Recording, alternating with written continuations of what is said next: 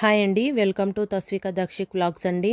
ఈరోజు నేను ఎంతో టేస్టీగా ఉండే కాకరకాయ మసాలా కర్రీ ఎలా చేసుకోవాలో చూపిస్తాను. నేను చూపించిన విధంగా ఒకసారి ట్రై చేయండి. అస్సలు చేదు లేకుండా ఉంటుంది.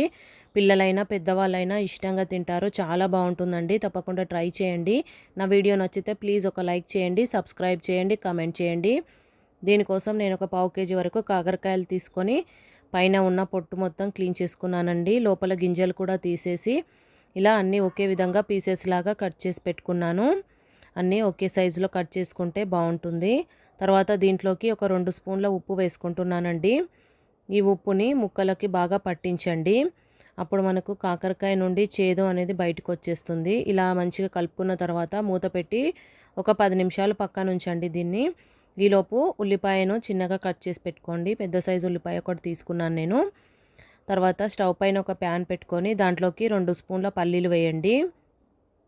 స్టవ్ని మీడియం ఫ్లేమ్లో పెట్టుకొని ఈ పల్లీలను కొద్దిగా వేయించండి. ఈ పల్లీలు కొద్దిగా వేగిన తర్వాత దీంట్లోకి 2 స్పూన్ల నువ్వులు వేసుకోండి. ఈ కర్రీలో నువ్వులు వేయడం వల్ల టేస్ట్ అనేది చాలా బాగుంటుందండి. అస్సలు మిస్ చేయొద్దు. నువ్వులు తప్పకుండా వేసుకోండి. ఈ పల్లీలు నువ్వులు మంచిగా వేగిన తర్వాత ప్లేట్లోకి వేసుకోండి. అదే ప్యాన్లో ఒక స్పూన్ ధనియాలు కూడా వేసి 1 నిమిషం పాటు ఇలా ఫ్రై చేయండి. ఇవి కొద్దిగా వేగిన తర్వాత ఒక స్పూన్ జీలకర్ర, పావు స్పూన్ మెంతులు వేయండి. ఈ మెంతులు కూడా అస్సలు మిస్ చేయకండి, తప్పకుండా వేయండి. మరీ ఎక్కువగా వేస్తే చేదొస్తుంది కర్రీ. పావు స్పూన్ అయితే సరిపోతుందండి. ఇవన్నీ మంచిగా వేగిన తర్వాత ఒక ప్లేట్లోకి వేసేసుకోండి. అదే ప్యాన్లో ఒక 2 స్పూన్ల వరకు నూనె వేయండి. మరి ఎక్కువగా అవసరం లేదు. దీంట్లో ఉల్లిపాయలు వేసుకోండి. వీటిని కూడా మంచిగా దూరగా వేయించుకోండి. మరి ఎక్కువ బ్రౌన్ కలర్ రావాల్సిన అవసరం లేదు. కొంచెం ఇలా వేగితే సరిపోతుంది. వీటన్నింటినీ చల్లారబెట్టుకోండి. ఇప్పుడు ఇవి చల్లారిన తర్వాత ఒక మిక్సీ జార్ తీసుకొని ఈ పల్లీలు, నువ్వులు, ధనియాలు, జీలకర్ర, మెంతులు ఇవన్నీ వేసేసుకోండి ఫస్ట్. అలాగే ఎండు కొబ్బరి ముక్కలు కూడా కొద్దిగా వేస్తున్నానండి. ఎండు కొబ్బరి పొడైనా వేసుకోవచ్చు. వీటన్నింటినీ ఒకసారి బాగా గ్రైండ్ చేయండి. ఇలా ఇవి మెత్తగా గ్రైండ్ అయిన తర్వాత దీంట్లోకి మనం ఫ్రై చేసి పెట్టుకున్న ఉల్లిపాయ ముక్కలు వేసుకోవాలి. మీకు గ్రేవీ కర్రీ ఎక్కువ కావాలనుకుంటే ఉల్లిపాయలు అనేవి ఎక్కువగా తీసుకోండి.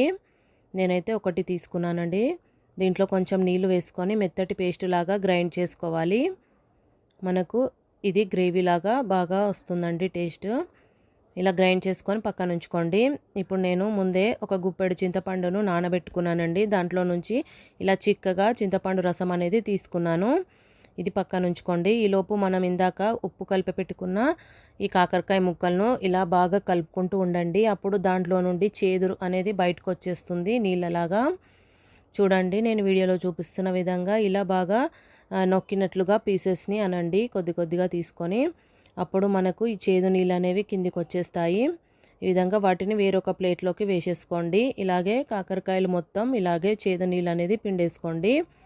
ఇలా చేయడం వల్ల అస్సలు చేదు లేకుండా ఉంటుందండి కర్రీ అనేది. పిల్లలైనా పెద్దవాళ్ళైనా ఇష్టంగా తింటారు. చాలా టేస్టీగా ఉంటుంది. ఈ విధంగా మీరు కూడా ఒకసారి ట్రై చేసి చూడండి, చాలా బాగుంటుంది. ఇలా అంతా పిండేసిన తర్వాత అదే ప్యాన్ పెట్టుకున్నానండి నేను స్టవ్ పైన. మళ్ళీ కొద్దిగా నూనె వేసుకుంటున్నాను. నూనె కొద్దిగా వేడెక్కిన తర్వాత ఈ కాకరకాయ ముక్కలు వేసుకొని మీడియం ఫ్లేమ్లో పెట్టి బాగా ఫ్రై చేయండి. ముందు కాకరకాయలు వేసుకోవాలండి. ఇవి మంచిగా ఎంత బాగా వేగితే ఆయిల్లో ఈ కర్రీ టేస్ట్ అనేది బాగుంటుంది. లేదంటే పచ్చి పచ్చిగా ఉంటాయండి ముక్కలు అనేది. ఇవి మంచిగా వేగిన తర్వాత ఒక 1/2 స్పూన్ వరకు ఆవాలు వేసుకుంటున్నానండి. ఈ ఆవాలు కూడా కొద్దిగా చిటపటం అనేలాగా వేయించండి. ఈ కాకరకాయ ముక్కలు బాగా వేగిన తర్వాత సన్నగా కట్ చేసి పెట్టుకున్న ఒక ఉల్లిపాయ ముక్కలు, అలాగే కొద్దిగా కరివేపాకు కూడా వేసుకున్నాను. వీటన్నింటిని కూడా కొద్దిగా ఫ్రై చేసుకోండి. ఈ ఉల్లిపాయలు కూడా కొద్దిగా వేగితే సరిపోతుందండి. ఈ విధంగా మంచిగా వేగాలి ఇవి. మూత పెట్టి 1 నిమిషం పాటు అలా మగ్గిస్తున్నానండి. 1 నిమిషం తర్వాత మళ్ళీ ఒకసారి బాగా కలుపుకోవాలి. ఇప్పుడు దీంట్లోకి ఒక 1/2 స్పూన్ వరకు పసుపు వేసుకోండి. అలాగే 1 స్పూన్ వరకు అల్లం వెల్లుల్లి పేస్ట్ వేయండి. ఈ అల్లం వెల్లుల్లి పేస్టును కూడా పచ్చివాసన పోయే వరకు ఇలా బాగా కలుపుకుంటూ ఫ్రై చేయండి. ఇది కొద్దిగా వేగిన తర్వాత దీంట్లోకి మనం ఇందాక గ్రైండ్ చేసి పెట్టుకున్న ఈ మసాలా మిశ్రమం అనేది వేసేసుకోండి మొత్తం. ఇలా ఈ మిశ్రమం వేసిన తర్వాత 2 స్పూన్ల కారం వేస్తున్నాను నేను. అలాగే 2 స్పూన్ల ఉప్పు కూడా వేస్తున్నానండి. మీరు తినే స్పైసీని టేస్ట్ని బట్టి ఉప్పు కారం అనేది వేసుకోండి చూసుకుంటూ. వీటన్నింటినీ ఒకసారి బాగా కలిసే విధంగా కలుపుకోండి. మళ్ళీ నేను మిక్సీ జార్లో కొద్దిగా నీళ్ళు వేసి అవి కూడా వేసేసానండి.